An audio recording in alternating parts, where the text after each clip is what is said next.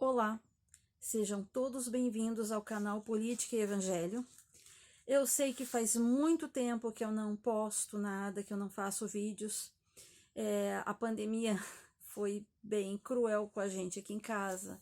Eu tive Covid 2 vezes, estive internada, eu fui daquela turma que quase morreu e a minha recuperação foi muito difícil.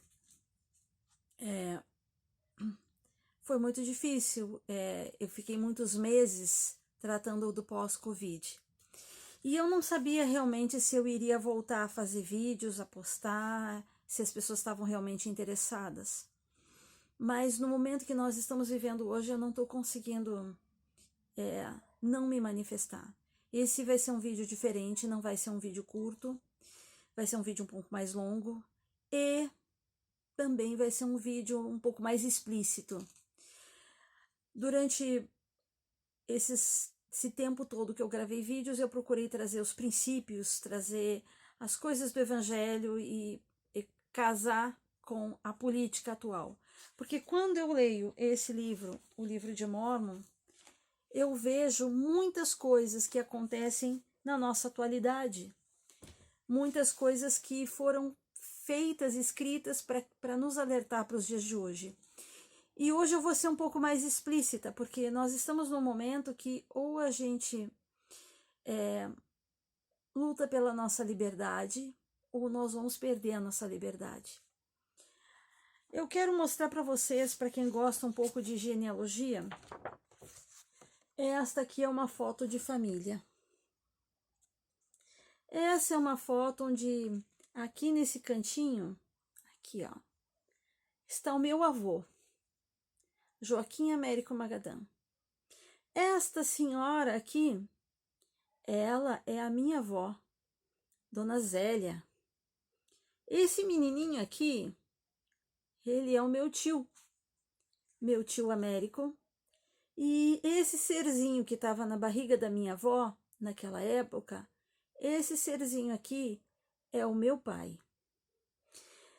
Isso aqui está ambientado no apartamento onde o meu avô e a minha avó moravam. Esse homem aqui, no centro da foto, esse homem aqui se chamava Getúlio Vargas. Ele era, na época, o presidente da República, o presidente Getúlio Vargas. E ele fez uma visita, né? Essa foto foi uma visita que ele fez na casa dos meus avós, que eram parentes, né? Getúlio era primo da minha avó. Durante muito tempo eu sentia orgulho porque presidentes frequentavam a nossa casa, a nossa família. Presidentes frequentavam, né? Éramos íntimos, digamos assim. As famílias eram íntimas. Eu tenho uma outra foto aqui. Esse aqui é o meu avô. E esse homem aqui era Jango, que também foi presidente. E estão aqui numa descontração, tomando umas cervejas e conversando descontraídamente. Eram pessoas que eram íntimas da minha família. Por que eu estou dizendo isso? Porque muitas vezes as pessoas dizem: seu fascista, sua fascista, fascistas. Eu quero dizer para vocês que a maioria não sabe o que é um fascista. Dessa foto aqui, todas as pessoas já faleceram. Getúlio já morreu, minha avó, meu avô, meu tio, meu pai. E eu posso dizer para vocês que eu sempre soube que Getúlio era um fascista. Eu não estou xingando Getúlio Vargas de fascista. Ele era um fascista. Ele acreditava no fascismo. Ele acreditava nos ideais de Mussolini. Nós temos uma CLT hoje graças a Getúlio Vargas. E a nossa CLT, ela tem os moldes do fascismo. Os moldes de Mussolini. Foi copiada de lá. E o que é o fascismo? O fascismo é uma ideologia, ou seja, uma ideia de que tudo deve estar dentro do Estado, nada deve estar fora do Estado. O Estado deve controlar tudo. Quando nós falamos o Estado deve controlar tudo, nós estamos dizendo o governo deve controlar tudo. Quando nós dizemos o governo deve controlar tudo, nós dizemos, na verdade, os políticos devem controlar tudo, porque o Estado não é um nada. O Estado, ele é desenvolvido, criado, controlado por um grupo de políticos, às vezes por um político só. E geralmente nesse tipo de regime, nós temos um político só que manda um grupo muito pequeno que detém o poder e que sustém esse político que manda no poder. Getúlio Vargas ficou no poder durante muitos anos. Getúlio Vargas, ele criou os sindicatos no modelo fascista. Ele criou todos esses sindicatos, e ele seguia uma linha de um sujeito chamado Antônio Gramsci. Antônio Gramsci, né, que disse, nós temos que tomar o poder e o controle social, cultural aos poucos, como um sapo que a gente põe dentro de uma panela que vai esquentando aos poucos até cozinhar o sapo. Ele não vai pular porque ele não sente esquentar, vai esquentando aos pouquinhos. É assim. E começou lá com Getúlio Vargas há mais de 100 anos atrás, que criou-se todos os sindicatos, e os sindicatos tinham que colocar o pessoal deles dentro dos lugares, dentro das faculdades, dentro das escolas, dentro dos jornais, dentro de todas essas áreas, foi colocando o pessoal para fazer uma doutrinação ideológica em todos esses espaços e dominar esses espaços. Depois disso, meu pai já era um jovem. Esse que estava aqui na barriga, esse aqui, esse bebezinho, quando ele era jovem, quando ele foi para a faculdade fazer economia, meu pai se formou em economia há 50 anos atrás, ou há quase 50 anos. Eu era já pequenininha quando meu pai se formou na faculdade. Meu pai era estudante de economia da Universidade da URGS, e uma das estudantes de economia na faculdade era uma senhora que hoje é muito conhecida, chamada Dilma Rousseff. E essa senhora largou a faculdade para se casar com um homem e entrar numa organização terrorista chamada VAR Palmares. Vanguarda, não sei que, revolucionária, um nome enorme. E essa senhora saiu da faculdade, casou-se e nos anos que se seguiram ela cometeu assaltos a farmácias, cinema, a lojas e a quartéis, né?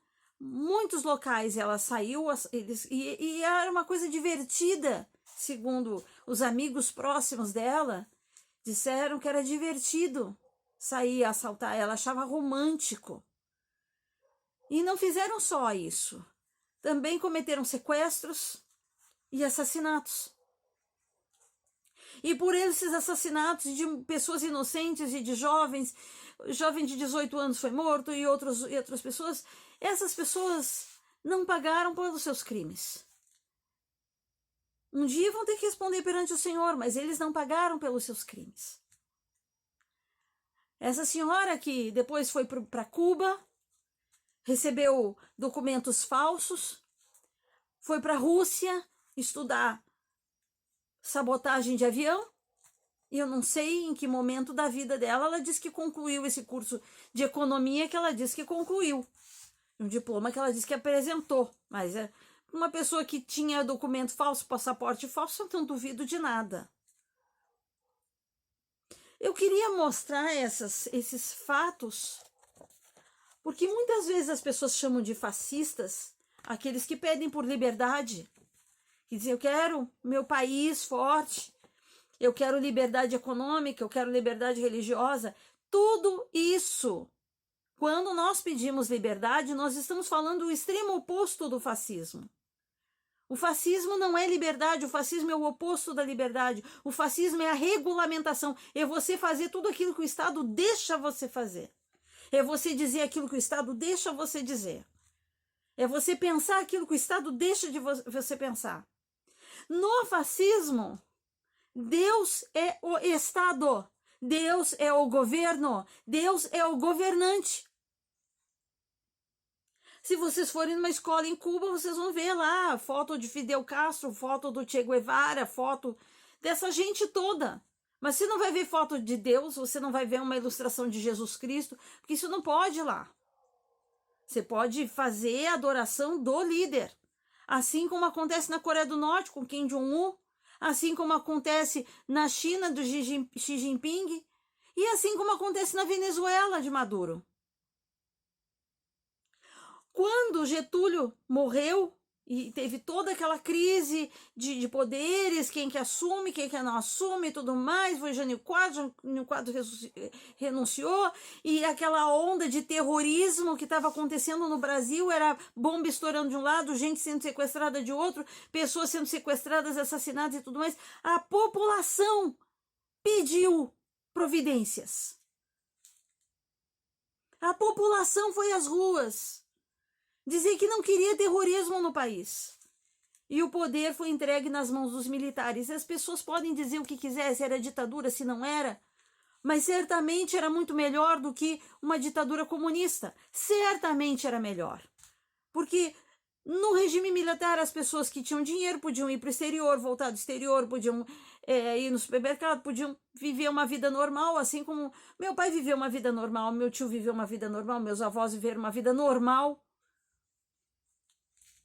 As pessoas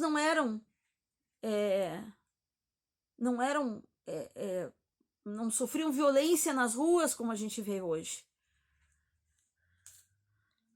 Não eram impedidas de ir à igreja. Não eram impedidas de falar em Deus. Quando teve a abertura política, todas essas pessoas que participaram de atos de terrorismo, eu não estou falando de pregar o comunismo, de falar do comunismo, eu estou falando de atos de terrorismo.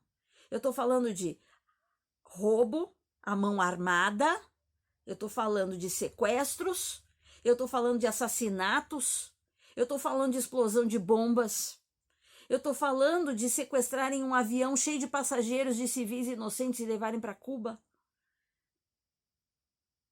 Eu estou falando de atos gravíssimos. Todas as pessoas que participaram desses atos foram todas anistiadas como se nada tivesse acontecido. Vamos fazer as pazes? Vamos fazer as pazes. Um período de transição, onde o presidente era o José Sarney, e depois, pelo voto democrático, nós elegemos Collor de Mello. Nós vivíamos uma inflação louca, absurda. Quando nós íamos no supermercado, quando a gente recebia o salário, a gente tinha que ir correndo para o supermercado. Porque se a gente não fosse no supermercado de manhã, na hora que a gente recebia, de tarde o preço já era outro. Nós tínhamos uma inflação maior do que da Alemanha pós-guerra. Eu lembro que eu pegava o meu salário e eu ia direto no supermercado e comprava coisas para eu comer. Porque a gente não tinha geladeira. Nós não tínhamos naquela época. Eu não tinha. Então eu pegava meu salário e comprava coisas que não eram perecíveis, mas mesmo assim eu não podia durar muito. E aí a metade do meu salário eu ia numa casa de câmbio e comprava dólares. Porque nós tínhamos uma coisa chamada URV, que convertia o valor das coisas, que tudo ia sempre aumentando. Então, quando chegava no dia do salário, o teu salário ele era sempre equivalente a 100 dólares.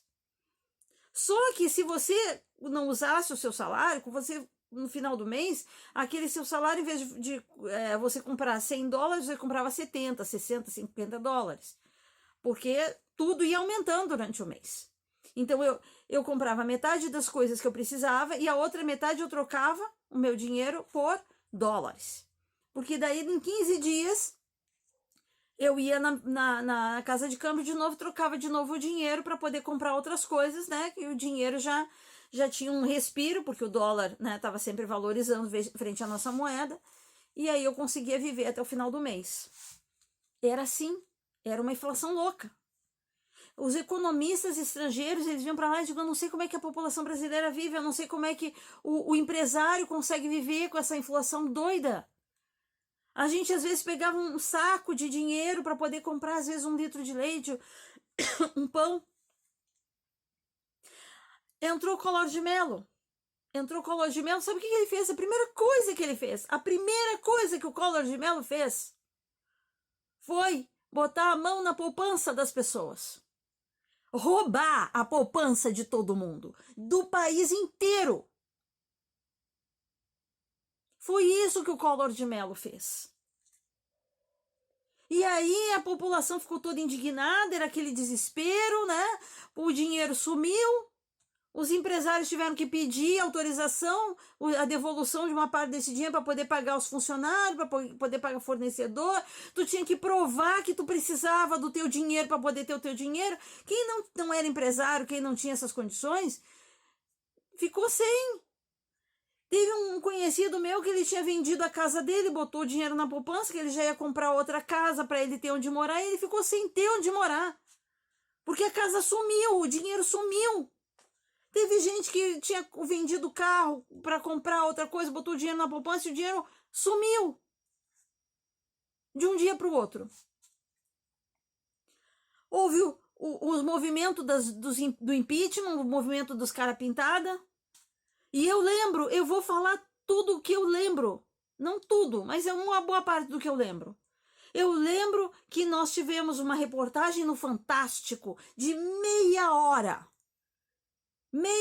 de Fantástico dizendo, nós vamos mostrar quem é o responsável pelo movimento dos cara pintada, o presidente da Uni. E o presidente da Uni ficou lá meia hora falando e falando e falando sobre todas as namoradas e as paqueras que ele tinha. E eu, estudante muito indignada e jovem que era, indignadíssima, porque poxa, o representante dos estudantes era para estar falando sobre a política nacional, essa loucura que a gente está vivendo, e o cara fica em rede nacional, no programa Fantástico, meia hora falando sobre namorada. Fiquei muito indignada.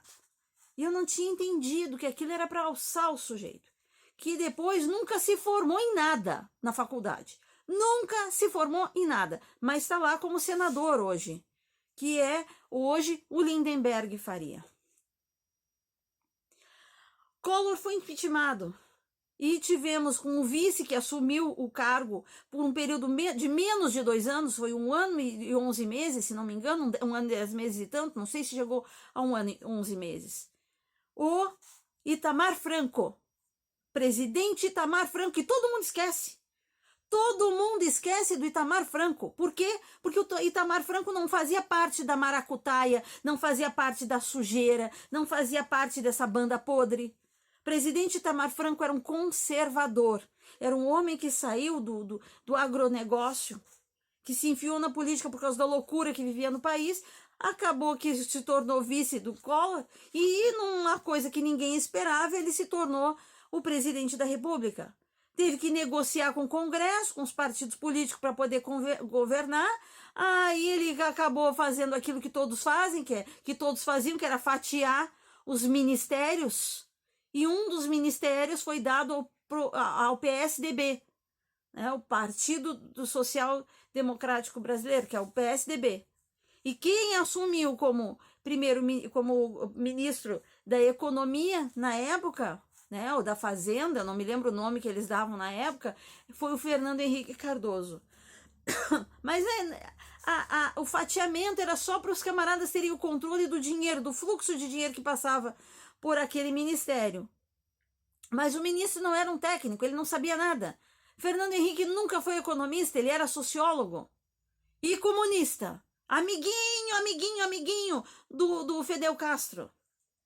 Fernando Henrique, né, ali e tal, né, fazendo os conchavos dele. E o que a equipe econômica do Itamar, sobre a batuta do Itamar Franco, fizeram? A lei de responsabilidade fiscal e o plano real para colocar a economia desse país nos eixos. Que foi exatamente o que eles fizeram. Naquele 1 ano e pouco de governo, eles conseguiram preparar aquele pacote econômico, colocar, e foi o que deu jeito naquela inflação desgraçada que a gente tinha. E, de fato, a inflação começou a despencar. Aí, elegeram Fernando Henrique Cardoso. O país continuava um caos, não deu tempo do plano real fazer tanto efeito assim a ponto das pessoas acreditarem o que estava acontecendo a Itamar Franco. Mas quem fez foi ele. Quem recebeu as glórias foi Fernando Henrique Cardoso, que é o que acontece nesse país. Um trabalha, um faz a coisa funcionar, para o outro ir lá e dizer assim, viu, comigo tá muito melhor. Colhendo os frutos, um planta a árvore, o outro vai colher e vai sair distribuindo e dando uma de bonzinho. É isso que acontece nesse país.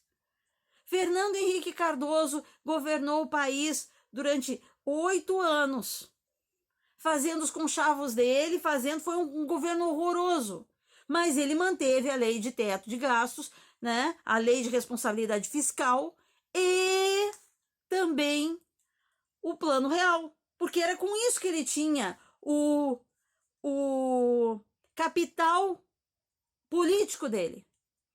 Só que nessa mesma época, ele, junto com o Lula, junto com Ciro Gomes, junto com mais um monte de outras peças, foram para Cuba. E junto com Fidel Castro, com Maduro, com Hugo Chávez, com Cristina Kirchner e com mais uma turma, fundaram uma organização supranacional, uma organização internacional comunista chamada Foro de São Paulo. Quando os primeiros relatos falavam que existia o Foro de São Paulo, todos eles negavam de pé junto, diziam que era loucura dizerem que existia alguma coisa chamada Foro de São Paulo, que cada um que dizia era conspiracionista, que era maluco, que era isso. Hoje não tem mais como negar, todo mundo já sabe, já tem foto, já tem isso, já tem as atas do Foro de São Paulo, já tem tudo na internet. Hoje eles já falam com orgulho, quando nós fundamos o Foro de São Paulo, que papapá. E dizem com orgulho ainda assim, aqueles governantes que foram eleitos, todos eles que estavam na cúpula, todos os que estavam na cúpula do Foro de São Paulo foram eleitos presidentes, com exceção de um, que era o Ciro Gomes. Todos os que estavam na cúpula do Foro de São Paulo, na criação do Foro de São Paulo, todos. Hugo Chávez, Cristina Kirchner, o Mujica, o cara lá da Nicarágua, todos esses foram eleitos presidentes da República, com exceção de um, que era Ciro Gomes. Quando esse foro começou lá atrás, que Cuba começou a financiar esses partidos, para que os partidos pudessem crescer e pudessem assumir os seus respectivos países, né? Tinha todo um planejamento. Fernando Henrique ia passar a bola para o Lula, numa estratégia que eles chamam de estratégia das tesouras. As tesouras, elas estão ali, fingem que são inimigas, mas elas estão fazendo o mesmo trabalho, que é o que eles faziam. Eles fingem que eles são inimigos, que eles brigam, que eles disputam. Tu tá votando na mesma coisa. Quando o Fernando Henrique, ele deixa o poder, ele já sabia que ele ia deixar para Lula. A combinação entre o Fernando Henrique e o Lula era que, quando o Lula deixasse o poder, ele ia deixar de novo para o PSDB. Só que o Lula já tinha combinado com o Ciro Gomes que quando ele deixasse o poder ia ser o Ciro Gomes, que era o único que não tinha assumido o poder do pessoal lá do Foro de São Paulo. E o Lula deu um tchau para todo mundo. Ele deu um tchau para todo mundo, porque em vez dele passar o bastão, passar o poder para o outro grupo falsamente antagônico, não, ele colocou uma pessoa da confiança dele, que ele podia controlar, que era a Dilma, que era fiel aos interesses deles no poder. E durante todo o tempo que o Lula governou, ele governou para mandar dinheiro para todos esses governantes, para todos esses partidos poderem não só ascender ao poder, mas manter o seu poder. E nós estávamos financiando um projeto de poder, um projeto totalitário internacional de poder. E isso, as pessoas não podem mais fechar os olhos. Quem é membro da igreja, quem lê o livro de Mórmon, quem estuda sobre os conspiracionistas, os ladrões de Gadianton, tinham que entender isso. Os ladrões de Gadianton não queriam só tomar conta do povo nefita. Eles foram para cima dos lamanitas também. Eles queriam tomar conta de tudo. Eles queriam dominar tudo. Quando a gente estuda o livro de Mórmon, estuda sobre lisonja, a gente entende o que está acontecendo nos dias de hoje. Quando eles fundaram o Foro de São Paulo, era para isso. Era uma organização internacional para obtenção de poder. Não é uma coisa democrática, não é uma coisa legal tu pegar milhões de um país e colocar no outro assim, ó, eu vou financiar no outro país o camarada que é meu amigo para ele ser eleito, porque se qualquer coisa eu precisar do dinheiro de volta, ele vai tirar o dinheiro da população dele e vai trazer para nós. E assim foi feito durante todo o governo do PT, durante todo o governo do Lula e da Dilma. O país foi arrasado. Nós tínhamos tudo, nós tínhamos o tempo, todo o cenário internacional para o país despontar economicamente. E nós fomos afundados economicamente durante todo o governo petista. Em vez de se construir hospitais para as pessoas, porque nossa saúde estava um caos, construir o estádio, nós vamos trazer a Copa do Mundo. Não foi à toa que trouxeram a Copa do Mundo. Todos os países onde a Copa do Mundo acontece são países de extrema corrupção, o dinheiro rola solto. Não é à toa que isso acontece. E, de fato, foram desviados bilhões e bilhões. Nós vamos fazer a transposição do Rio São Francisco. Era só mais uma vaca gorda para eles poderem mamar e tirar dinheiro. Só para vocês terem entender o que foi isso que nós vivemos. Só para vocês terem uma ideia, o presidente Lula pegou toda a nossa dívida externa com o FMI, onde nós pagávamos juros pequenininhos. Disse, não, nós vamos pagar a dívida externa brasileira, acabou com esse negócio. Então ele pegou um empréstimo com bancos privados, com juros de bancos privados, que foi o caso do Bradesco, e pagou a dívida externa. Então nós trocamos a dívida externa por uma dívida interna. E por causa dessa dívida interna, nós pagamos durante todo o governo do PT 7 trilhões de reais. Vocês sabem o que é 7 trilhões de reais numa população de 200 milhões de pessoas? Significa que eles tiraram do bolso de cada brasileiro 35 mil reais só para pagar juros de banco. 35 mil reais de cada brasileiro. Se você é casado e tem você e sua esposa, tiraram 70 mil reais da sua família. Se você é casado, tem sua esposa e mais 2 filhos, tiraram 140 mil reais da sua família, do seu orçamento. Isso só com juros. Só com os juros para pagar banco privado. Essa gente, o lulopetismo, eles aumentaram absurdamente o pagamento de juros bancários. Foi isso que eles fizeram. E foram destruindo a nossa matriz industrial, o escoamento da nossa produção. Foi proibido a navegação de cabotagem, que é a maneira mais fácil e barata de se distribuir, de trazer os alimentos de um estado para o outro. Que é quando os navios saem costeando e saem de um porto e vão para outro e levam os alimentos. Destruíram a nossa malha ferroviária, que leva também, é a segunda módulo mais barato de levar a produção de escoalho. Produção é através de trem. Nós não tínhamos malha ferroviária mais no Brasil. Se falar nas nossas estradas, era tudo largado. E da onde vinha, quanto mais distante, mais largado ainda. Nós não tínhamos como escoar nossa produção. Sem contar que as nossas carnes, que nós tínhamos açougues para tudo quanto é lugar, aqueles açougues de bairro, que nós chegávamos no supermercado, não existia marca de carne. Tu ia lá e tu comprava, que era um bife, que era um isso, que era aquilo. A carne tinha que ser inspecionada, bonitinho. Mas o que eles fizeram? Eles financiaram uma turma para que eles pudessem sequestrar nossa produção de carne. As criaturas, eles diziam que iam comprar a carne do sujeito, o sujeito mandava caminhões e caminhões, chegavam lá e diziam, não, nós não vamos pagar isso, nós vamos pagar metade. Aí os caras, não, mas então eu não vou entregar. Eu digo, então volta. Aí o sujeito olhava aquelas estradas esburacadas, né, os caminhões quebrados no meio do caminho, como é que ele vai voltar com a carne, vai estragar no meio do caminho, então acabava vendendo por aquilo mesmo. Foi assim que a JBS foi construída, passando por cima das pessoas.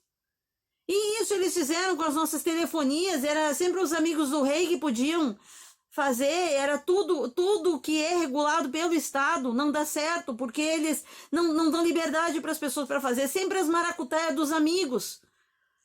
E roubaram na Petrobras, e roubaram nos Correios, e roubaram tudo quanto era empresa estatal, era aquelas roubalheiras sem fim.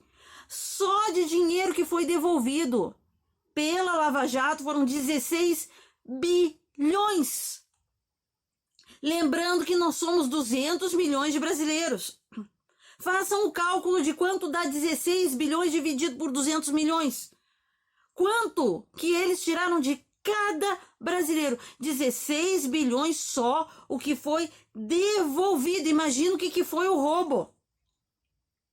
E eu não estou falando dos milhões e bilhões e bilhões e bilhões que foram mandados para o exterior e que nós é que pagamos porque está saindo. O exterior, em vez deles pagarem o que devem, nós fomos os fiadores. O Fundo de Garantia dos Trabalhadores foi fiador dessas construções lá no exterior.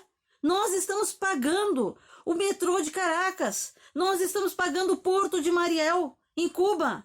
Nós estamos pagando todas essas obras que foram feitas em ditaduras amigas. E vou lembrar aos senhores agora, um pouco mais. Vamos lá. Nós tivemos eleições presidenciais entre Eduardo Campos, que concorria à presidência da República, um conservador cristão, pai cheio de filhos, que tinha todas aquelas ideias conservadoras. Tinha como vice Marina Silva, uma esquerdista que diz que faz oposição ao Lula, mas estão lá, tudo abraçadinhos hoje. E o que aconteceu com Eduardo Campos? Um belo dia eles estavam lá com a agenda, eles iam subir num avião, e a Marina Silva na hora disse assim, não, eu não vou subir. Eu tenho outra coisa para fazer mais importante do que fazer campanha presidencial. Ele, como não? Vai subir? Não vou subir, eu tenho outra coisa, não sei o quê. Deu um monte de desculpa esfarrapada e ela não subiu no avião. Subiu o Eduardo Campos, subiu o resto da comitiva e tudo mais, e o avião caiu. Lembrando que Dona Dilma Rousseff, quando foi para a Rússia, foi para fazer curso, e isso tem documentos. Vocês podem pesquisar na internet, você não precisa acreditar em mim. De que ela foi estudar exatamente sabotagem de aeronaves. E que coisa interessante, que justamente o candidato que podia ganhar, que tinha chances de vitória, chances claras de vitória, justamente foi ele que teve o avião que caiu, morreu todo mundo, e nós não tivemos oposição. Não é interessante isso? Eu acho muito estranho. Eu acho muito estranho a quantidade que também foram depois, quando começou a vir à tona pela Lava Jato os escândalos de corrupção, que quando foram chegar no Bradesco, nessa história dos empréstimos, né, e tudo mais, todos os principais diretores do Bradesco, o pessoal da comissão lá e tal, tudo caiu num avião também. E o ministro que estava investigando isso, que ia tomar conta, que ia sentenciar isso, era o Teori Zavascki também, e o avião caiu. E o legista também morreu. E o pessoal que estava junto, e o delegado que estava investigando também morreu. É uma coisa impressionante isso. Como que morre gente que está ali investigando, né? Impressionante isso. Aí, né, nós tivemos de novo as eleições, né? O segundo mandato de Dilma Rousseff era entre Dilma e Aécio Neves. E todo mundo achava que Aécio Neves era um cara de direita, que um homem direito. E não era. Era de novo aquele teatro das tesouras que a gente já está acostumado a ver. E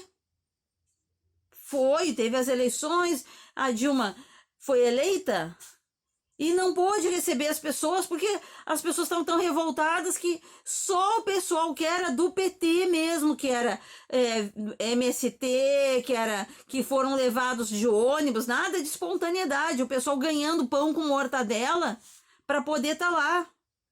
E tem mais, e o pessoal chorando, porque teve gente que foi lá pegar o seu pãozinho com mortadela, que tinha ido lá só por causa do tal do pão com mortadela, chorando porque não tinha mortadela dentro do pão, chorando. A gente tá aqui nesse sol o dia inteiro só para comer um pão com mortadela e nos roubaram a mortadela. Eu vi isso, eu ficava chocada, eu digo, gente, como é que vocês podem enganar uns mortos de fome com tão pouco?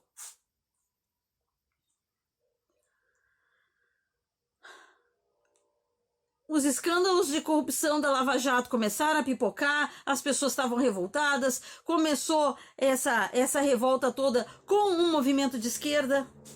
As pessoas têm que deixar de ser massa de manobra. O povo da igreja precisa deixar de ser massa de manobra.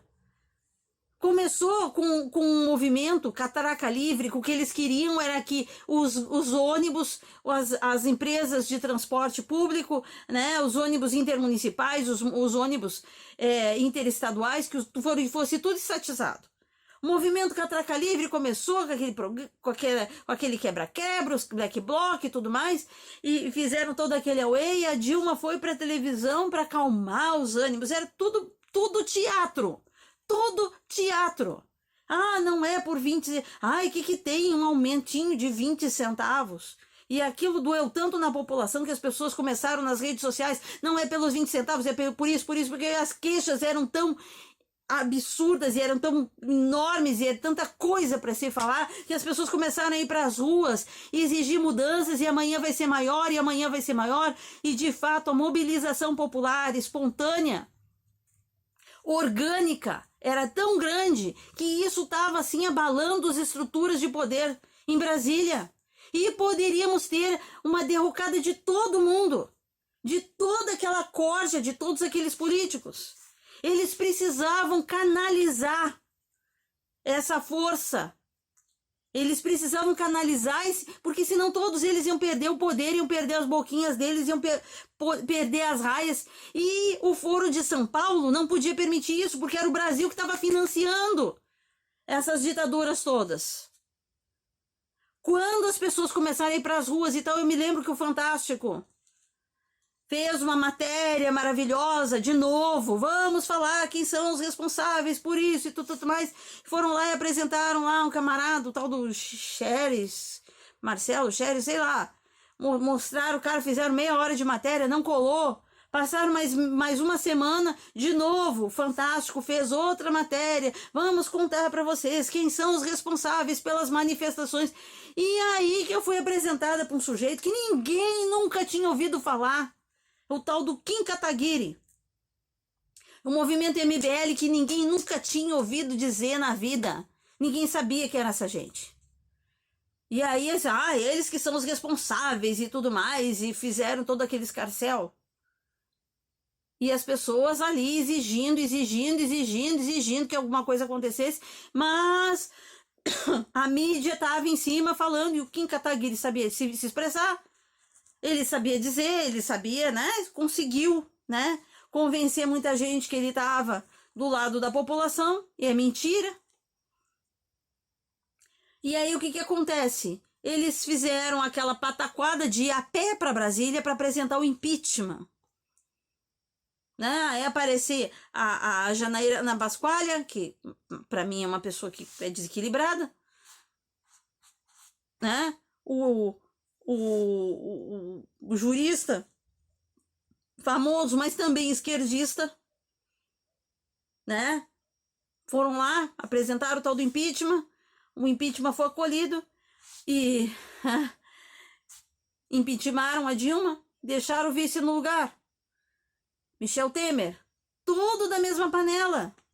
Mas o Michel Temer, pelo menos, ele botou um pouquinho mais de ordem na casa, deu uma acalmada nas coisas, né? E a Lava Jato dando jeito, mas o que era a Lava Jato, gente? A Lava Jato era o troco que o PSDB estava dando no petismo. Nada mais que isso. Quando o PSDB viu que eles não iam retomar o poder, nós temos que dar um jeito de puxar o tapete do petismo. Nós temos que dar um jeito de puxar o tapete dessa gente toda. Nós vamos dar um freio neles. Tanto que todos os procuradores da Lava Jato que saíram do Ministério Público, todos se filiaram ao PSDB. Quantas pessoas do PSDB foram julgadas, foram processadas? Quantas decisões foram dadas a favor do povo do PSDB? Então não era... eu sei que todos os petistas que foram presos, que foram indiciados, que foram investigados, eram todos culpados. Não estou dizendo que eles não fossem. Mas o pessoal do PSDB também eram. E tinham que ter sido presos, eram para ser processados, indiciados do mesmo jeito. E não foram. Foram protegidos. Foram todos protegidos. Aí nós tivemos o ponto fora da curva. O ponto fora da curva foi um sujeito chamado Jair Bolsonaro, que começou lá atrás, era um camarada lá sem expressividade dentro do Congresso. Isso é verdade, tem que ser dita. Era um sujeito que não se metia em maracutaia, que tal, e o pessoal já sabia que com ele não adiantava querer negociar, não dava. Então ele estava ali alheio, ele não conseguia provar nada, ele não tinha apoio nenhum, ele não tinha coisa nenhuma. Ele apresentou uma proposta de castração química para estupradores. Estuprador, ele quer ter progressão de regime, ele quer aceite, então, castrar-se quimicamente. Dá o remedinho lá na veia do sujeito, a coisa não funciona mais, e ele não tem mais condições de ficar estuprando as pessoas. Era esse o projeto. Discussão na Câmara, vai lá uma mulher, a Maria do Presidiário, e chama ele de estuprador. Mas o senhor é culpado, porque o senhor, não sei o quê. Tem aquele xerique, ele disse, ele que quer a prisão, quer penas mais pesadas para estuprador, ele que quer diminuir, inclusive, a menoridade para estupro, no caso de estupro. Ele que estava ali pedindo a castração química dos estupradores, e ele é chamado de estuprador. Eu não vou estuprar a senhora porque a senhora não merece. Esse foi o crime dele. Aí fizeram o escarcéu, demonizaram o sujeito. Muita gente foi pesquisar a vida dele depois disso. Começaram a perceber que não era bem aquilo. Aí precisavam queimar ele. Aí chegaram lá, que naquela época faziam aquele monte de reportagem dos coitadinhos, dos presos que estavam em superlotações. Temos que fazer o desencarceramento, ou seja, pegar esses presos que no Brasil a gente não consegue prender menores, crimes menores. O camarada chega lá, o que tu fez? Furtou, eu tenho 30 presos para colocar numa cela, e tem um furto, eu vou colocar assassino, estuprador. Então, no Brasil, fica preso mesmo assassino, estuprador, traficante, sequestrador. É só crime pesado. Aí tu olha lá a cadeia e eles, olha aqui assim, ó, tá lotado, ó, coitadinho de mim, vem cá, me traz um suquinho. Aí vão lá pra cima do Bolsonaro, assim, a gente sabe o que ele vai dizer, né, vai dizer besteira. Aí o Bolsonaro diz, eu quero mais é que eles se danem. Tá lá o vídeo dele dizendo que eu tô nem aí pros presos, eles ficam fazendo um monte de coisa errada na sociedade, se eles vão pra lá, aquilo não é pra ser spa, não. Se vão pra lá, o problema é deles. Se eles estão sofrendo, azar o deles. Eu tô preocupado com cidadão honesto, e não com bandido. E a população gostou disso. Isso chamou atenção. Aí vai lá o programa CQC, com meia dúzia de sem vergonha, e faz uma matéria, e faz uma pergunta, aí corta, aí faz outra pergunta, corta, faz outra pergunta, corta, faz outra pergunta, corta. Aí eles pegam a resposta de uma pergunta e põem outra pergunta e fizeram uma edição. Por que eu posso dizer que foi feita uma edição? Porque quando eles disseram que... Aí eles mostraram a Preta Gil, se teu filho casasse com uma negra, ele disse, não vai acontecer com meu filho, porque o meu filho foi bem educado. Bolsonaro racista, meu Bolsonaro não gosta de preto, Bolsonaro não que. Pera aí um pouquinho, não foi essa a resposta que eu dei, porque não foi essa pergunta que vocês fizeram.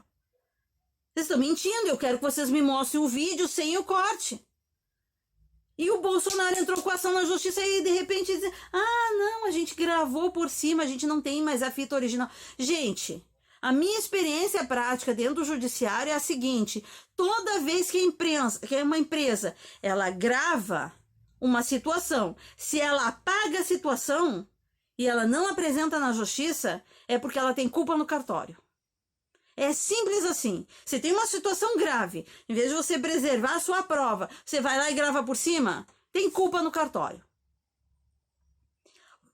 Toda essa polêmica fez com que o Bolsonaro tivesse um destaque, que as pessoas queriam ouvir o que ele queria dizer, esse maluco. Só que, quando eles fizeram isso, a imprensa fez isso com Enéas lá atrás, que foi um dos maiores cientistas que nós tivemos nesse país, que foi um dos homens mais inteligentes que nós tivemos nesse país, que era um homem inteligentíssimo, e a imprensa colocou ele como se ele fosse um maluco. Lá atrás não tinha internet. Hoje em dia tem. E aí eles deram tiro no pé, porque eles acharam que eles iam poder fazer com o Bolsonaro a mesma coisa que eles fizeram com o Enéas, e não deu certo. As pessoas começaram a ir pra rua e começaram a querer... E o Bolsonaro, entendeu? Eu vou ser candidato a presidente da República. E a intenção de votar no Bolsonaro foi crescendo, onde é que eles disseram, a gente tem que dar um jeito de matar esse cara. Porque alguém vai me dizer que, não, foi um lobo solitário, foi um maluco que foi lá, o maluco conseguiu as passagens aéreas como?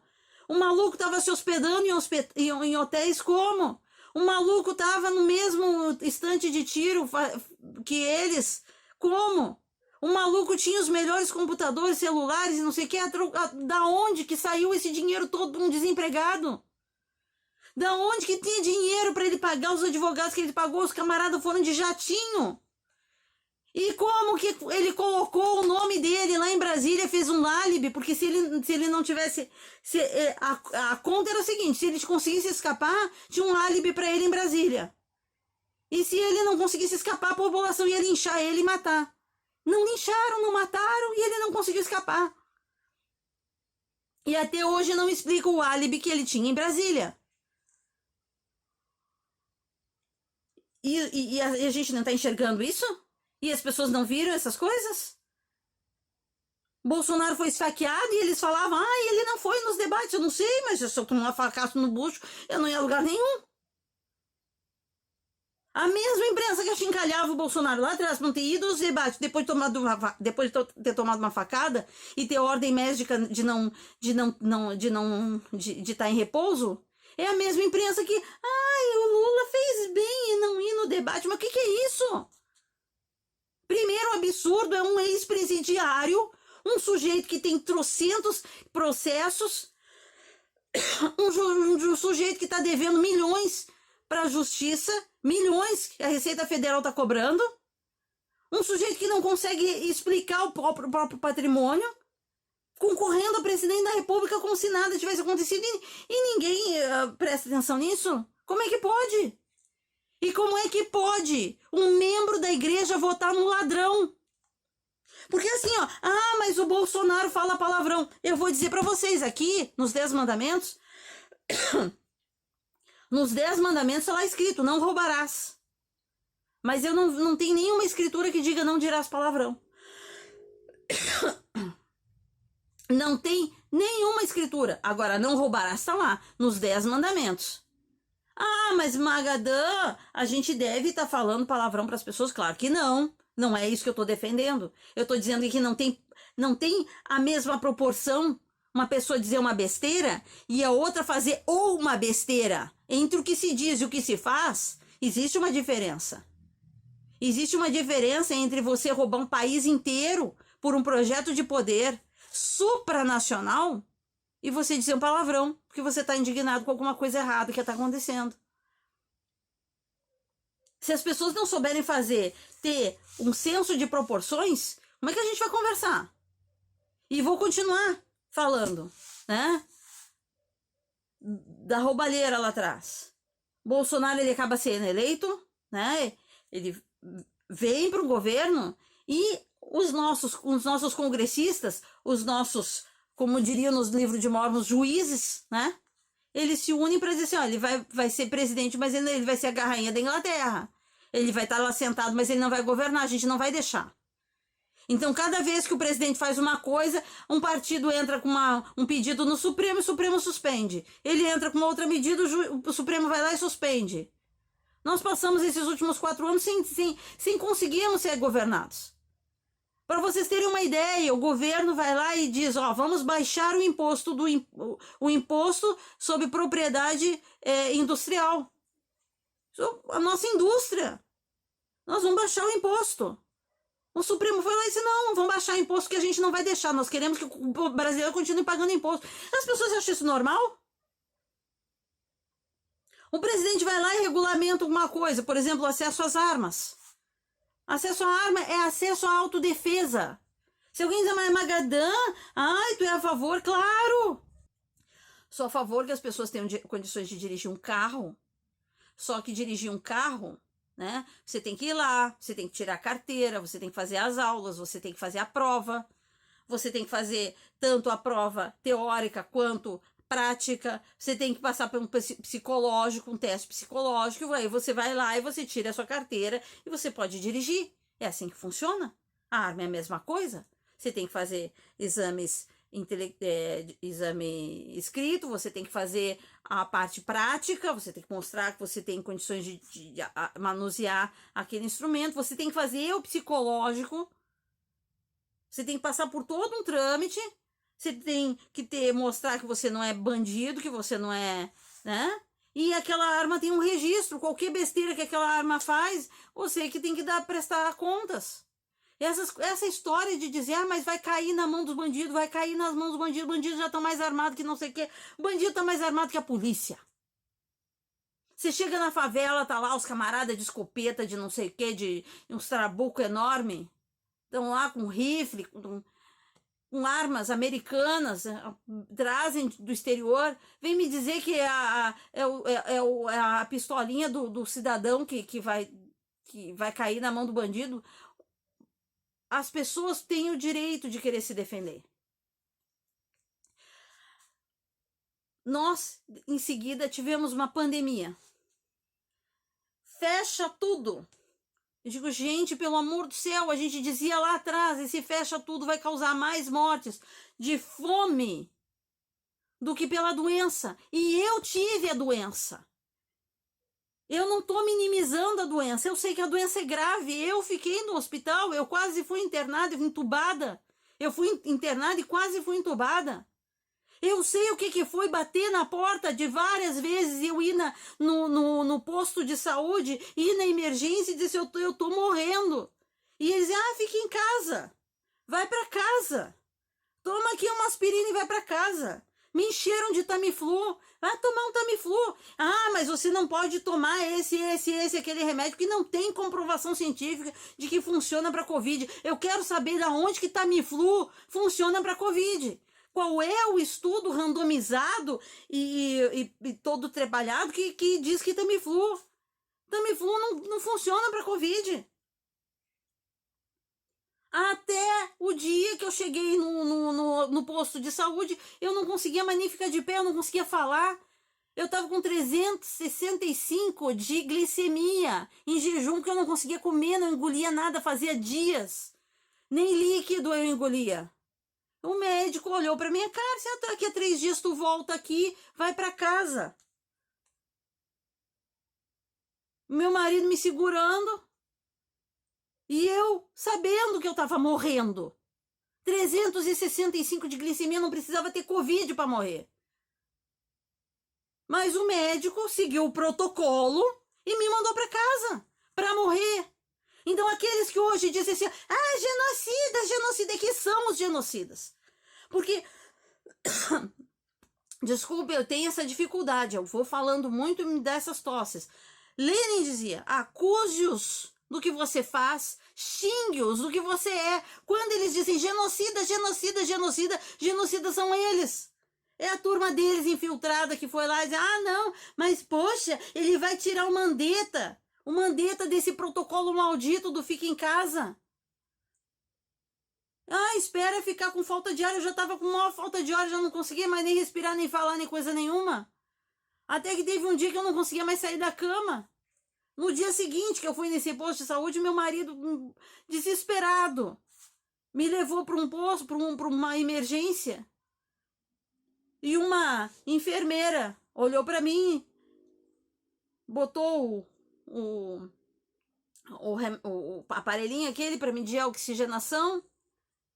E o meu marido querendo falar o que estava acontecendo. Ela assim, não, senhor, espera lá fora, espera lá fora. E ela foi me levando de cadeira de roda, né? Porque eu já não ficava mais de pé. Então meu marido tinha me posto uma cadeira de roda, me levou para dentro do posto. Ela assim, o senhor espera lá fora. Veio o guardinha, levou ela para fora e ela me levou. Ela não me levou para médica, ela me levou direto para a sala de medicação, me plugou no oxigênio. Eu tava morrendo.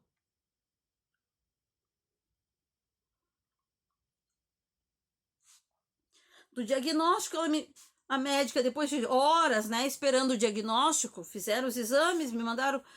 A médica me encaminhou para um hospital já com uma recomendação de internação. E não tinha uma ambulância para me levar. Meu marido me botou dentro do carro e ó, disse, ó, vai direto para lá porque ela precisa de oxigênio.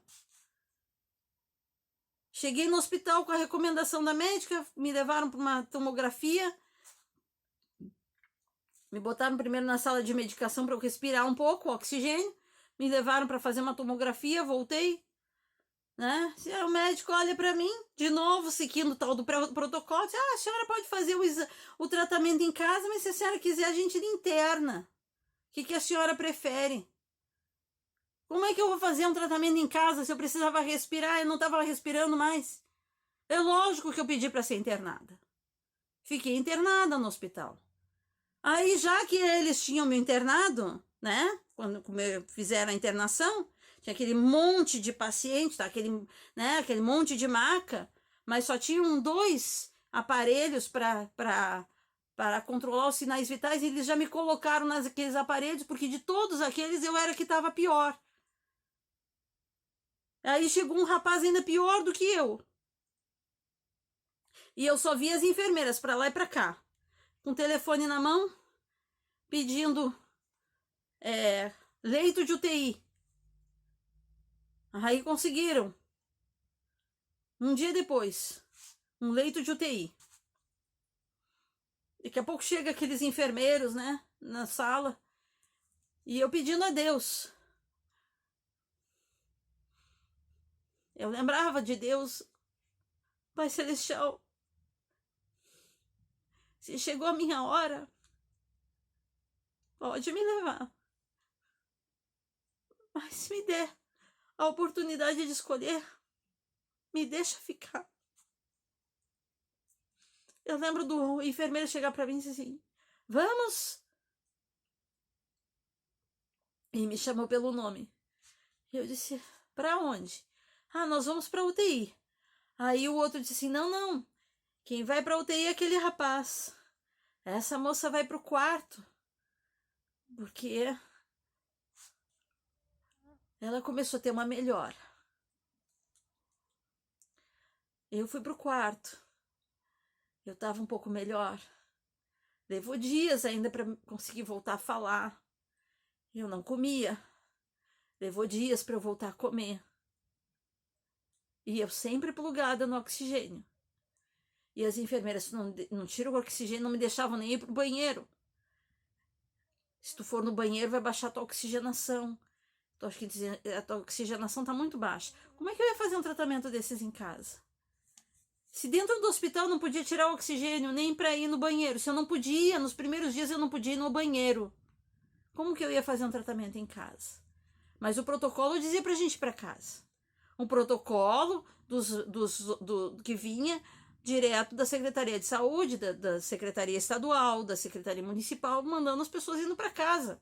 Quantas e quantas e quantas pessoas morreram porque o protocolo era esse: vai para casa, fica esperando, tá com falta de ar, fica esperando, tá nos últimos suspiros para poder ir para o hospital. Quando eles dizem genocida, genocida, genocida são eles. São eles.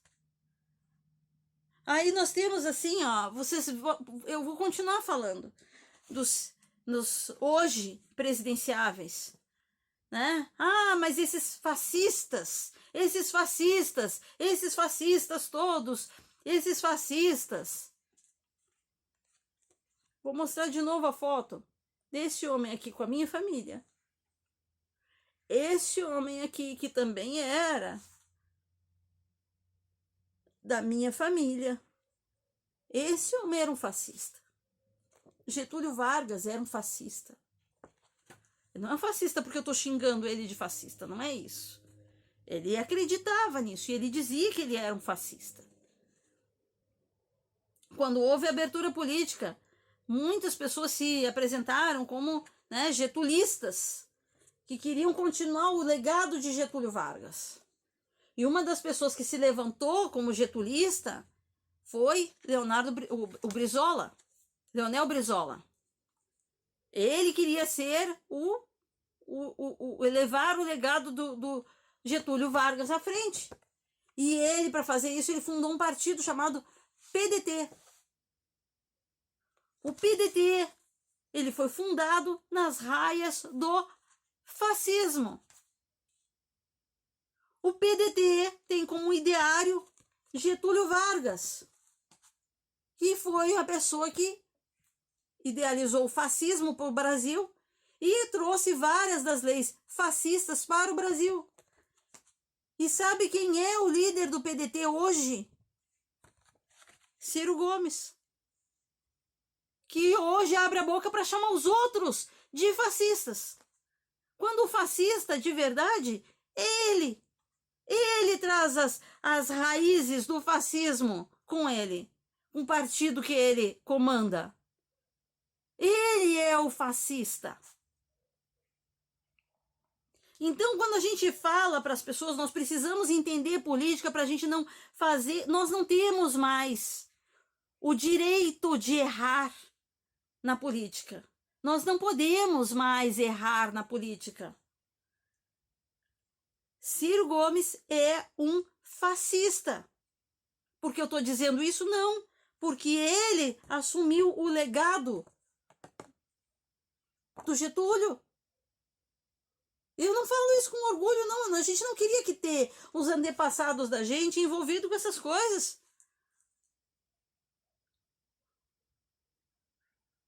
Getúlio Vargas é um fascista.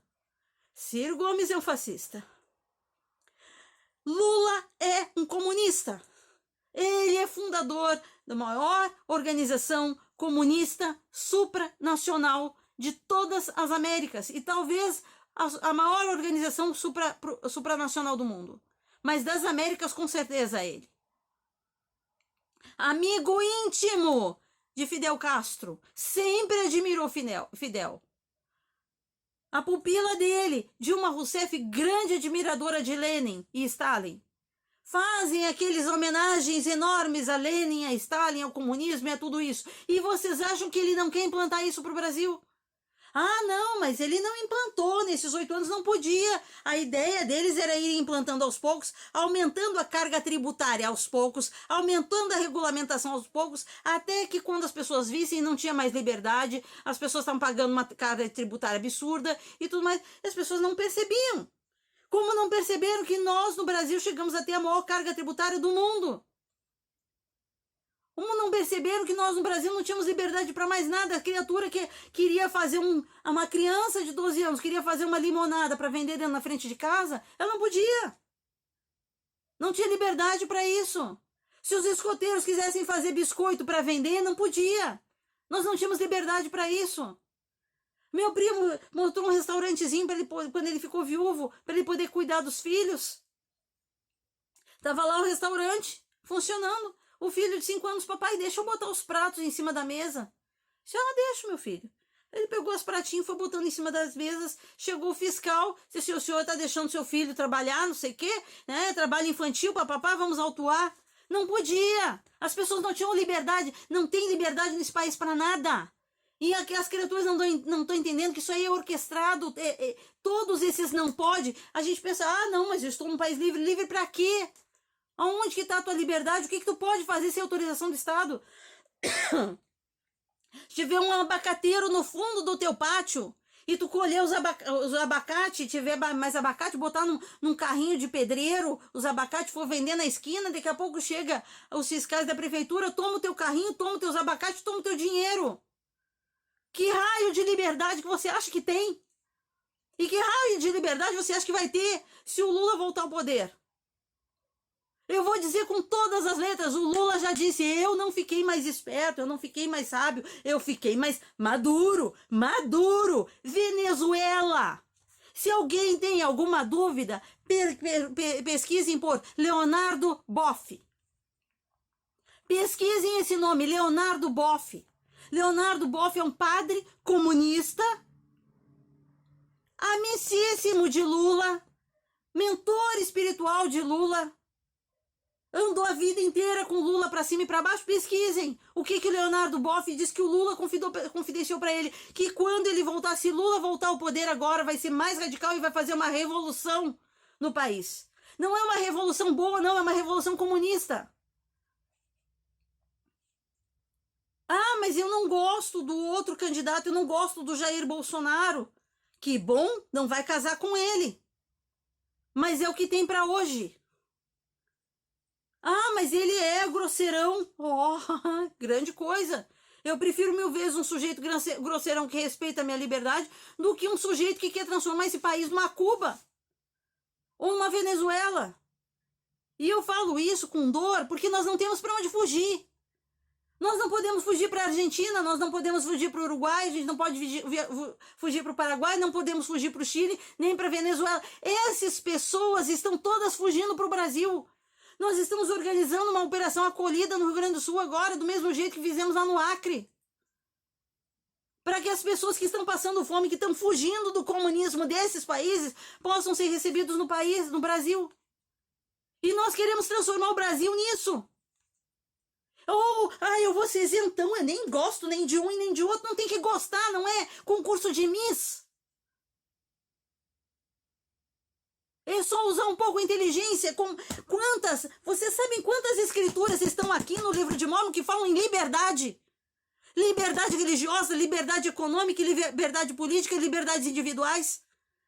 Tudo isso está descrito aqui centenas de vezes. Eu tenho um caderno cheio de escrituras só falando de liberdade. O quanto essas pessoas aqui lutaram pela liberdade e perderam a liberdade porque botaram os ladrões de Gandionto no poder.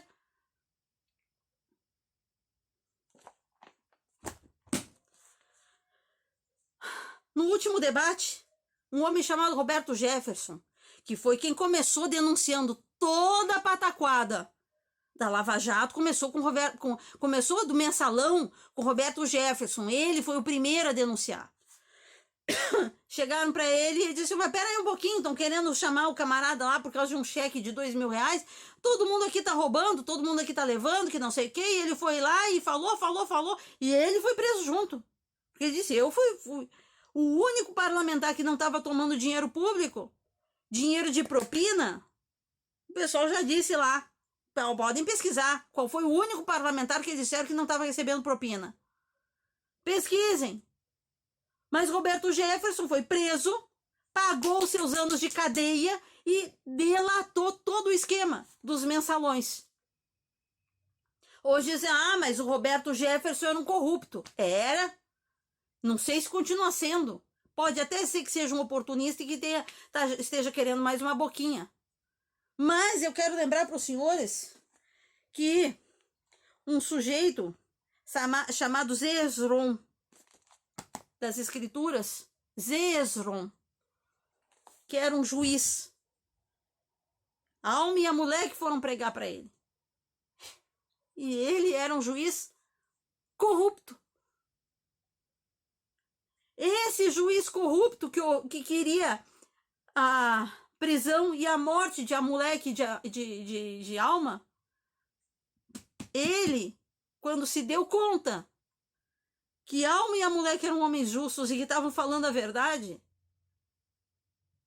ele mudou de lado. E ele defendeu Alma e Amulek. Perdeu tudo por causa disso. Achou que Alma e Amulek, inclusive, tinham sido assassinados por culpa dele. Zezron passou o resto da vida tentando consertar aquilo que tinha feito. Ele passou o resto da vida pregando o evangelho. Ele fez muito mais do que muita gente fez. Mas ele começou como um político corrupto. Hoje, nós vemos alguns fazendo muito mais que os justos que são membros da igreja. Se nós prezamos a nossa liberdade religiosa, nós não podemos votar nesse corrupto, ladrão, comunista, que está tentando voltar ao poder no país. Por quê? Porque ele já disse que ele não vai ser o paz e amor. Ele vai ser o radical, que vai fazer uma revolução, como foi feito na Nicarágua, onde os padres estão sendo presos, onde as pessoas estão sendo proibidas de participar de cultos religiosos, onde as religiosas estão sendo expulsas. Mas isso não vai acontecer no país. Isso acabou de acontecer. Quantos e quantos foram presos? Presos! Líderes religiosos presos! Porque estavam fazendo missa em live, porque estavam fazendo culto evangélico por vídeo. Só era ele a câmera falando para as pessoas e foram presos.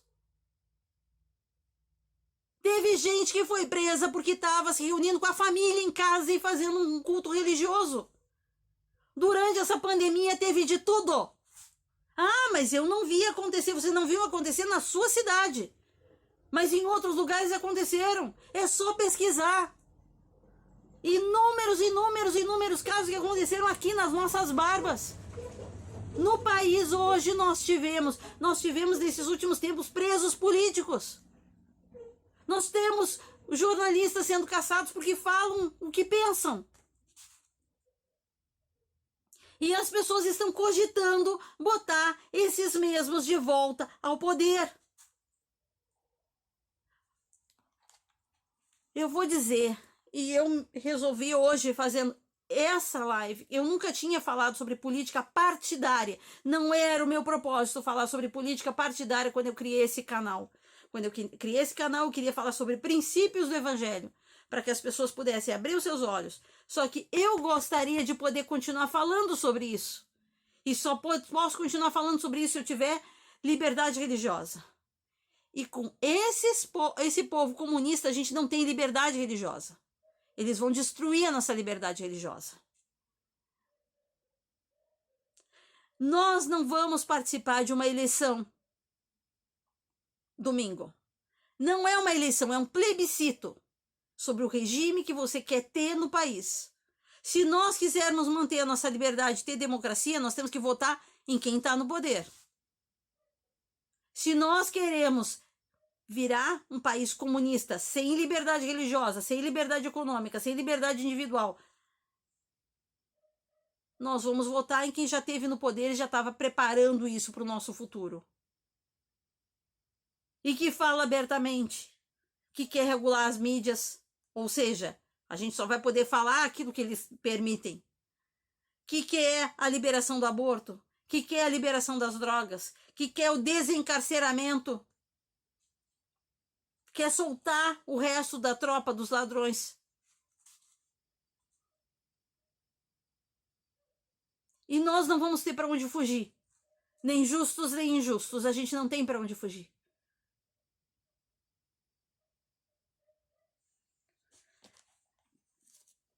Desde o início, eu tenho seguido aquilo que os nossos líderes falam. Vamos orar pelos nossos líderes. Vamos orar pelo nosso país. Vamos estudar as escrituras, vamos entender. Vamos pesquisar, vamos usar o nosso intelecto, vamos conhecer a fundo a história de vida dessas pessoas. Eu tive o privilégio de, estudando genealogia, conhecer a história desse país também.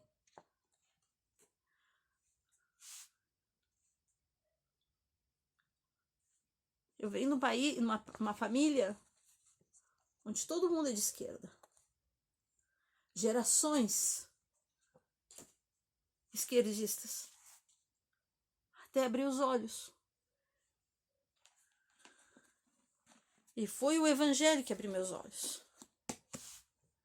Foi ouvindo os meus líderes dizendo, olha, comunismo é enganação, socialismo é enganação, abram seus olhos. E eu digo, mas eu sempre achei que era uma coisa boa. E eu fui pesquisar sobre isso. E eu fui vendo que a coisa não era boa. Se vocês vão numa manifestação da esquerda, vocês vão ver manifestação para liberar drogas, a sexualização, a imoralidade, a imoralidade sexual, a imoralidade financeira, a imoralidade social, todo tipo de imoralidade. Numa manifestação da direita, vocês vão ver famílias, vão ver pessoas de bem, vão ver pessoas que são interessadas no país, na pátria, na segurança, na família, pessoas tementes a Deus. Nunca foi tão fácil escolher um lado. E digo mais, o muro hoje, o isentismo hoje, pertence a Satanás. Ele vai dar risada da nossa cara quando nós perdemos a nossa liberdade. E quando eles puderem fazer com a gente o que eles quiserem. Porque vocês não se enganem. Eu vou dizer com todas as letras. Essas ideologias totalitárias, comunismo, fascismo, nazismo, como dizem os nossos líderes da igreja, ideologias irmãs, todas fundadas pelo mesmo ser. Lá na pré-existência, quando essa história toda começou, nós tínhamos 2 partidos. Um que dizia, abram mão da sua liberdade, que nós vamos dar igualdade para todo mundo. Hoje nós temos essa ideologia. Abram mão da sua liberdade, que nós vamos dar igualdade para vocês. Igualdade na miséria, igualdade no inferno, mas vamos dar igualdade. E o Senhor, ele tinha um plano diferente. Ele disse, nós queremos dar liberdade. Quem tiver mais mérito, mais esforço, mais capacidade, vai crescer. Nós vamos dar a oportunidade, o Senhor vai estar abençoando aqueles que se esforçarem. Nos deu um Salvador, nos deu líderes, nos deu inteligência, nos deu capacidade para a gente se superar. Nós temos hoje a oportunidade de escolher entre um lado que quer tirar nossa liberdade em troca de uma igualdade na miséria e o outro lado que quer nos dar liberdade para a gente poder crescer Desde os meus vídeos, vocês podem ver os vídeos lá do inicinho, eu disse, olha, quanto mais liberdade nós temos, quanto menos o Estado interfere na nossa vida, isso não tem variação. Quanto menos o Estado interfere na nossa vida, melhor é a nossa vida. Mais bem-estar social nós temos. Quanto mais o Estado interfere na nossa vida, menor é o nosso estado de bem-estar social. É sempre essa balança. Aí, quando a gente está lá no bem-estar social, lá em cima, vamos regular isso, vamos regular aquilo, o Estado começa a tomar conta, e logo, logo, a qualidade de vida das pessoas vai baixando. É assim que funciona. Então, nós precisamos, nós somos conclamados a lutar pela nossa liberdade. Porque se nós tivermos liberdade, o presidente cair, tá aí, o presidente fica 4 anos, ele sai, a gente põe outro no lugar. Nós temos 4 anos para pensar em outra pessoa. Mas se nós não tivermos liberdade, se esses do Foro de São Paulo voltarem e eles estão dizendo que vão fazer, não é nada escondido. Alguém que dizer, mas eu achei que ele não fosse fazer isso. Burro, ele está dizendo que vai fazer. Ele está dizendo que vai fazer. Ele não está mentindo para você, ele não está te enganando, não. Ele está dizendo, eu fiquei mais maduro. Eu vou fazer uma revolução nesse país. Ele não está apresentando nem o plano dele de governo, ele não pode apresentar o plano dele de governo, ele não pode dizer oficialmente o que ele vai fazer. Porque o que ele quer fazer é exatamente o que foi feito na Venezuela, exatamente o que foi feito na Argentina, exatamente o que foi feito na Nicarágua, exatamente o que foi feito em Cuba. Os mesmos que dizem que Cuba é uma maravilha, não, a educação em Cuba é maravilhosa, porque a saúde de Cuba é maravilhosa, vai perguntar para um cubano se é mesmo assim. Mas os mesmos que dizem isso, quando tem a oportunidade de sair do país, não vão para Cuba, vão para Nova York. Vai falar com a Manuela Dávila, comunista. Mas ela não foi para Cuba fazer o enxoval do filho dela, ela foi para Nova York.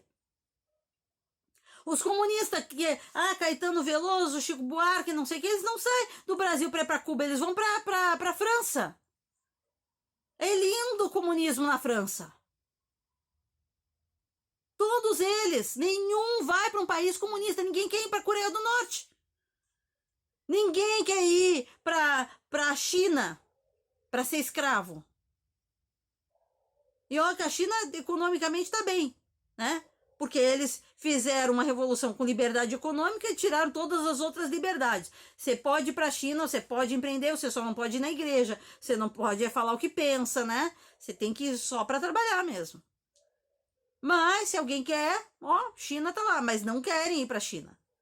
Não querem ir para a Coreia do Norte. Não querem ir para a Venezuela, ninguém quer ir para Cuba.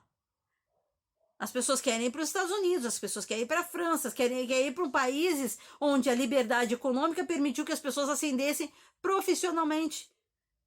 Onde a liberdade de tu falar o que tu pensa, onde existe liberdade para as coisas. E agora nenhum desses países tem muita liberdade, não. E todos eles já estão, ladeira abaixo. O nosso país está indo ladeira acima. Nós estamos com todos os indicativos melhores que todos os países do mundo. Economicamente falando, nós estamos no caminho absolutamente certo. Nós saímos de 14 milhões de desempregados no governo Dilma, estamos com 9 milhões de desempregados hoje. Depois de uma pandemia, depois de 2 anos de tranca tudo, de fecha aqui, fecha ali. Depois de tanta gente doente que nem eu. Porque quando eu peguei Covid a segunda vez, eu não fui pro posto de saúde, eu vou lá para aquele mesmo médico, que é o mesmo médico. Para pegar o mesmo protocolo, não, peguei 2 comprimidos de ivermectina, tomei, em 8 horas eu tava nova em folha. Agora umas pessoas vão dizer, mas não funcionou. Eu digo, sim, mas eu também não tenho piolho. Eu vou morrer de Covid, morrer de piolho também? Não dá. Eu, aqui, se eu pegar Covid de novo, pelo menos eu não vou morrer piolenta.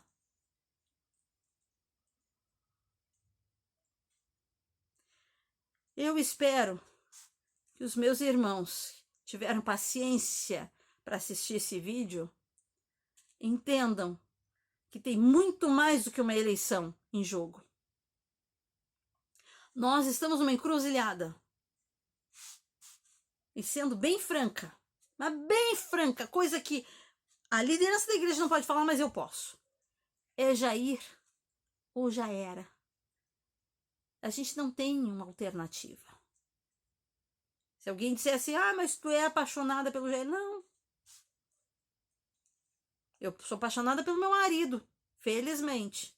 Bem mais bonito. Mas a gente não pode permitir que essa turma que roubou o país e que quer roubar a nossa liberdade, que tem uma agenda de poder totalitário, volte às raias do poder. Nós não podemos permitir que essa gente volte para meter a mão no nosso bolso e destruir o nosso país. Só de juros que nós pagamos para bancos privados. Hoje, nós pagamos a menor taxa de juros da dívida pública da história do país. Mas na época do lulopetismo, R$35 mil por pessoa. Nós pagamos de dívida pública R$35 mil que podia estar no teu bolso, no meu bolso, no bolso de cada um, de cada brasileiro. Só de juros. Fora o resto da roubalheira. Fora Lava Jato. Esse dinheiro podia ter consertado o mundo. Não só o país. O Brasil podia ser potência mundial 10 vezes se não fosse toda essa roubalheira. E digo mais, com as estradas que estão sendo construídas, com os portos que estão sendo construídos, com a malha ferroviária que foi construída, com a transposição do Rio São Francisco, só a transposição do Rio São Francisco já justificaria o voto nesse presidente. Só isso. Se não tivesse tirado o poder dos bancos quando criou o PIX, se não tivesse reduzido a carga tributária, primeiro presidente na história do Brasil que reduziu a carga tributária, nós tivemos uma redução cerca de 1/3 da violência urbana foi reduzida. Não se tem notícia na história do mundo de um presidente que conseguiu reduzir 1/3 da violência urbana. E uma pessoa, mas o que vocês querem? Ah, mas a saúde pública. Tivemos uma pandemia, nós tivemos um Congresso inteiro e um Supremo Tribunal Federal inteiro interferindo nas decisões do presidente. Nós não tivemos condições de um presidente poder gerir essa crise. Ah, mas e as vacinas? Gente, as vacinas têm uma discussão imensa. Mas o Brasil foi o país que mais vacinou. E tirando os países que produzem a vacina, nós fomos os que recebemos as vacinas primeiro. Vou repetir. Só a transposição do Rio São Francisco, que os trechos que tinham sido feitos tiveram que ser refeitos. Praticamente foi tudo feito nesse governo. Só isso já justificava esse voto. Porque as milhões de pessoas que moram no Nordeste, que tiveram abertos os aguilhões da água, a malha ferroviária, a navegação de cabotagem, a criação do PIX, um governo que teve o Auxílio Brasil, mas para mim o menor dos méritos. Precisava ter sido feito, mas teve muito mais. Então assim, só essas ações já justificam o nosso voto. Mas nada justifica o voto no outro. O que o outro fez pelo povo? Ah, mas ele fez o FIES, ele deu faculdade, ele deu dívida, as pessoas saíram das faculdades com dívidas, até quem conseguia se formar com dívida até, e foi o atual presidente que acabou com a dívida do FIES. As pessoas saíam da faculdade com dívidas impagáveis e sem emprego. E o atual presidente foi lá, não, vamos anistiar 90% dessa dívida, mais de 90%, foi 98%, se não me engano. E de resto a gente faz um plano de pagamento para as pessoas. Correios que dava prejuízo, hoje dá lucro. Os funcionários do Correio que foram roubados no escândalo do Postales. E que tinha que descontar dinheiro do seu bolso para pagar o rombo da roubalheira dos outros. Hoje estão recebendo dividendos dos Correios. Gente, pelo amor do céu, você não consegue ver a diferença de uma coisa e outra. de um presidente que é contra o aborto para um presidente que é a favor do aborto, de um candidato que é contra a ideologia de gênero para um que fomentou a ideologia de gênero, de um que é contra a liberação de drogas para outro que o programa faz parte da liberação de drogas. Nenhuma nação que liberou o aborto foi abençoada. Todas as nações que liberaram o aborto começaram a ter problemas graves, porque o Senhor ele não se deixa escarnecer. O sangue das criancinhas sobe a Senhor. Nós não temos mais desculpa. Nós não temos desculpa. Nenhum candidato abortista leva meu voto. Não interessa o que ele prometa. Se ele vai me prometer churrasco e picanha, eu não vou comer churrasco e picanha em cima do sangue das criancinhas. E alguém diz, não, mas o presidente não tem nenhuma ingerência. Tem. Porque aqui no Fórum de São José, eu chegava ali e tinha os cartazinhos, se você foi abusada, você não precisa fazer BO, você não precisa fazer exame de corpo de delito, você não precisa só você dizer que você foi abusada e você tem direito a fazer o aborto. E essa regra foi criada na gestão lulopetista. De que a mulher não precisava, não, é humilhante para a criatura ter que ir lá fazer um exame de corpo de delito, fazer um boletim de ocorrência, dizer quem é que tinha abusado ela, se foi abusada na rua, enfim, passar por uma investigação e dizer, agora você tem autorização então para fazer aborto. Não, era só ela dizer, não, eu fui abusada, foi não consentido. E aí eu quero fazer um aborto e dizendo, o hospital é obrigado. Vocês querem ver? Eu tenho um monte de foto desses cartazinhos que eram colados no fórum, dizendo que as mulheres tinham direito ao aborto. De quem é que assinou isso aqui? E vocês acham que, não, o presidente não tem gerência? Tem. Por mais que o mentiroso do Ciro Gomes tenha dito que não tem, tem. É mentiroso, mas agora fala a verdade porque ele quer puxar o tapete do Lula que tinha puxado o tapete dele. Agora ele tá louco pra cravar uma faca nas costas do Lula. O Ciro Gomes é um cara que tem lado. É o dele. Então, assim, eu espero que os irmãos orem. Perguntem a Deus se eu estou falando alguma mentira. Perguntem a Deus se nós vamos cair nas garras do comunismo ou não. Perguntem sinceramente. Orem. Pesquisem. Leiam as escrituras. Para mim foi muito duro descobrir a verdade. Para mim foi muito duro quando eu olho para trás e vejo. Amo genealogia. Quando eu vejo os meus avós, os meus pais, as pessoas que acreditavam nessas coisas, chamados de idiotas úteis, eram chamados por esses líderes. Continuam sendo chamados. Essa liderança chama os senhores de idiotas úteis. Não sou eu que digo. Eles dizem. Me dói ver meu pai, meu avô, as fotos deles com Brizola e com tantos outros. Todos esses líderes que eles acreditavam que eram homens que podiam levar um pouco de justiça ao povo, eram todos homens sedentos pelo poder e só pelo poder.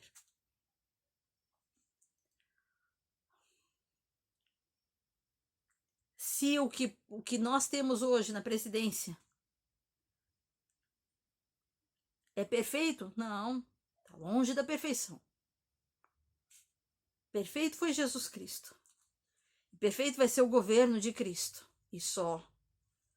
Mas nós precisamos compreender que nós precisamos apoiar um projeto justo. E não um projeto maligno. E não um projeto que tenha entre as suas bases comunismo, financiamento de ditaduras, o financiamento da morte das pessoas, o financiamento da perseguição cristã, o financiamento do banditismo.